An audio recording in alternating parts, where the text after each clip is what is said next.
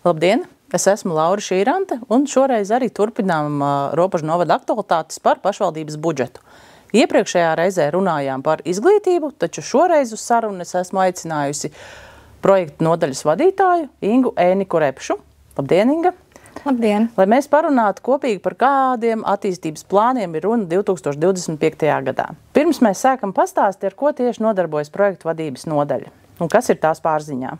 Jā, projektu vadības nodaļas pārziņā ir 3 galvenie virzieni. Viens ir projektu ieviešana sākot no ārējā finansējuma piesaistes līdz pat projekta ieviešanai, ja tie ir būvniecības objekti, tad nodošanai eksploatācijā.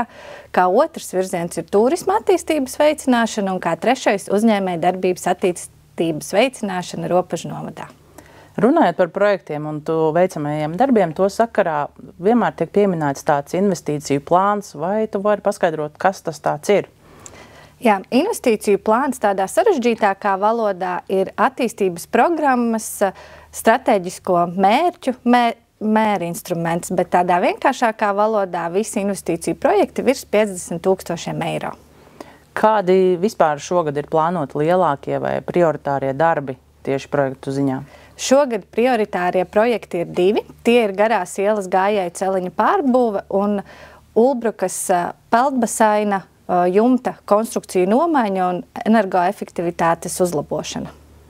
Un, lai paveiktu šos darbus, tur noteikti ir nepieciešams visnotaļ iespējīgs finansējums. Kā pašvaldība piesaista šo finansējumu?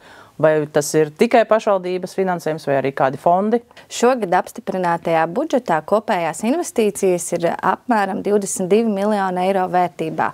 No tiem 8 miljoni ir paredzēts aizņēmums valsts kasē, 6 miljoni Eiropas fondu projekts un pārējais finansējums ir pašvaldības līdzfinansējums.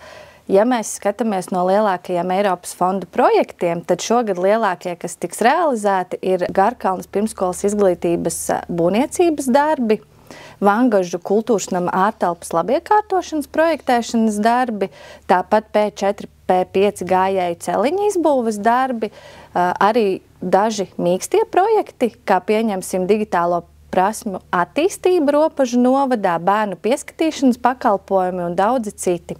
Ja mēs runājam tieši par investīciju projektiem, kas nav Eiropas fondu projekti, tad šogad esam uzsākuši jau Berģu mūzikas un mākslas skolas 2. kārtas projektēšanas darbus. Tāpat turpinam Ziedu un Parka ielas upes ciemā pārbūves projektu. Diezgan lielas investīcijas ieguldīsim arī dažādu ceļu projektēšanas darbos, izbūves darbos, meliorācijas sistēmu atjaunošanā un tīklu pārbūvē.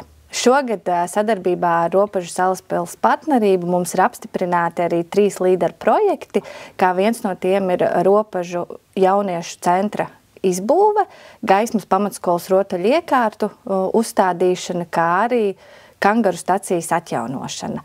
Sabiedrības līdzdalības budžets. Cik saprotu, šobrīd jau pieteikšanās ir noslēgusies. Kāda ir tālākā rīcība, piemēram, iedzīvotājiem attiecībā tieši uz sabiedrības līdzdalības projektiem? Jā, tātad pieteikumu iesniegšana ir beigusies. Šobrīd Sabiedrības līdzdalības budžeta komisija pārbauda iesniegto projektu pieteikumu atbilstību nolikumam.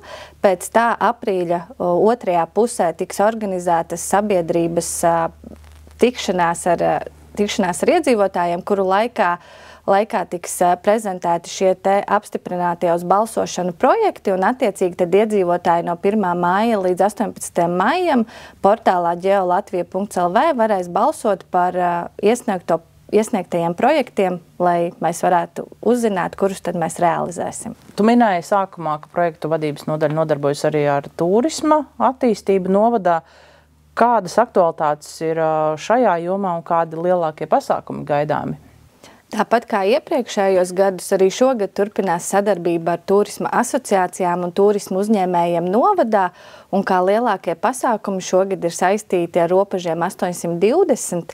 Kā ierasts tiks organizēti arī dažādi citi pasākumi, kā pieņemsim velobrauciens, dažādi pārgājieni, supošana un lūgums tad par šiem te pasākumiem informāciju meklēt Ropažu novada pašvaldības sabiedriskajos portālos. Pašvaldība katru gadu sniedz dažādu atbalstu uzņēmējiem, gan jaunu uzņēmēju attīstīšanai, gan arī sociālai uzņēmēju darbībai. Vai var pastāstīt, kādi granti ir pieejami šobrīd uzņēmējiem savu uzņēmumu attīstībai? Tāpat kā iepriekšējos gadus, arī šogad ir granti pieejami tādās programmās kā Iedvesma, Augšup, Māmiņa uzņēmēja un daudzi citi.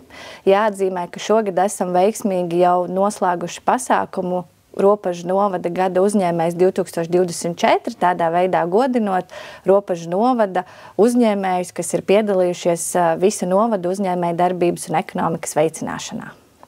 Paldies par sarunu! Ja jums ir vēl kādi jautājumi vai vēlaties uzzināt plašāk par pašvaldības darbu, rakstiet uz mediji@ropažu.lv un kādā no nākamajām epizodēm mēģināsim uz jūsu jautājumu atbildēt.